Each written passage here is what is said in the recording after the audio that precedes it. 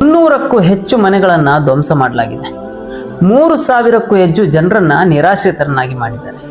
ಚಿಕ್ಕ ಚಿಕ್ಕ ಮಕ್ಕಳನ್ನ, ಮಹಿಳೆಯರನ್ನ ಇವತ್ತಿನ ಕೊರೆಯುವ ಚಳಿಯಲ್ಲಿ ಚಿಂತಾಜನಕ ಸ್ಥಿತಿಯಲ್ಲಿ ಬಿಡಲಾಗಿದೆ. ಇದು ಕೇಳಲೆಲ್ಲೋ ಉತ್ತರ ಪ್ರದೇಶ ಅಥವಾ ಬಿಹಾರ ಅನ್ಕೋಬೇಡಿ. ಇದು ನಡೆದಿರುವಂತದ್ದು ಕಾಂಗ್ರೆಸ್ ಆಡಳಿತ ಮಾಡ್ತಿರುವಂತಹ ನಮ್ಮ ಕರ್ನಾಟಕದ ರಾಜಧಾನಿ ಬೆಂಗಳೂರಿನಲ್ಲಿ ನಡೆದ ಘಟನೆ.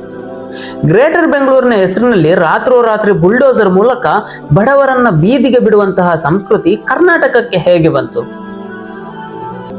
ಬಡವರ ಮನೆ ಧ್ವಂಸ ಮಾಡೋದೇ ಅಭಿವೃದ್ಧಿಯ?